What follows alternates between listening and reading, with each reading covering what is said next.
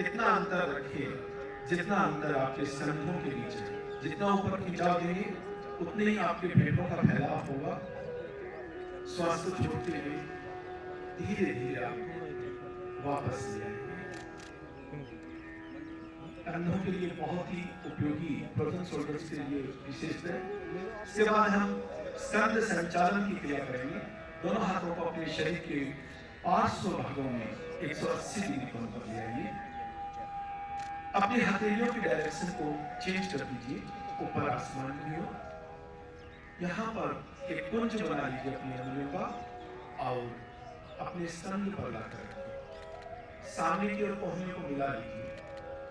श्वास को भरते हुए आपको ऊपर की ओर लेकर जाना है। गोलाकार घुमाना है 3 बार सामने की ओर से ले जाते हुए। उसके बाद 3 बार पूरा करने के बाद आप उल्टी दिशा से घुमाते हुए इसका अभ्यास करेंगे। हमारे शरीर में आए हुए रोग जैसे सर्वाइकल है, स्पॉन्डिलाइटिस है, फ्रोजन शोल्डर्स है, उनके लिए बहुत उपयोगी सिद्ध होता है। इसके साथ अपने शरीर को शिथिल करने के लिए अर्थात रिलैक्स करने के लिए भी बहुत ही उपयोगी यह क्रिया। हाथों को वापस नीचे की ओर ले आएंगे। इसके बाद हम कटी चालन का अभ्यास करेंगे। कटी संचालन, दोनों हाथों को सामने की ओर लाएंगे। अपना दायां पैर 12 इंच दाईं ओर लाकर उठा कर रखेंगे। मंच पर देखते हुए आप लोग कर सकते हैं।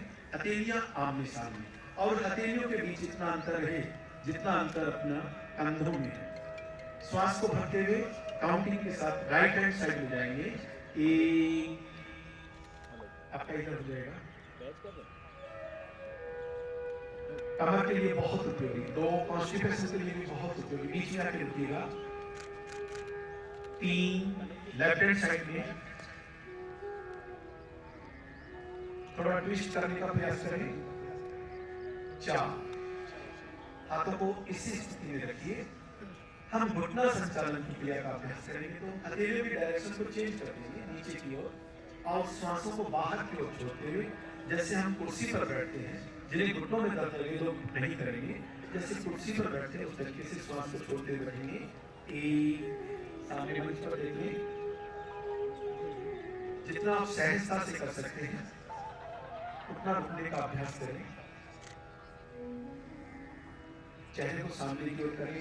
दृष्टि को किसी बिंदु विशेष पर केंद्रित कर दीजिए अर्थात त्राटक की स्थिति में ही श्वास को भरते हुए खड़े हो जाएंगे। हाथों को गोलाकार घुमाते हुए नीचे। शिथिलीकरण की क्रियाएं हमारी पूरी हुई। आप टेढ़ी बच्चे आपस में मिला लीजिए। हथेलियों को जंघाओं के पास लाकर जंघाओं से स्पर्श करा दें।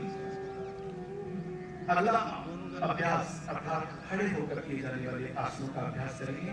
सर्वप्रथम हम ताड़ आसन का अभ्यास करेंगे। दोनों हाथों की अंगुलियों को सामने की ओर लाकर अंगुलियों को इंटरलॉक कर दें। अपनी डायरेक्शन को चेंज कर देंगे और श्वास को भरते हुए ऊपर की ओर पैरों के पंजों के बल पर अर्थात एड़ियां ऊपर की ओर उठा देंगे। श्वास को भीतर की ओर रोक कर रखेंगे। बच्चों की लंबाई को बढ़ाने के लिए और इसके अतिरिक्त कॉन्स्टिपेशन कब्ज से मुक्त पाने के लिए ये ताड़ासन बहुत उपयोगी सिद्ध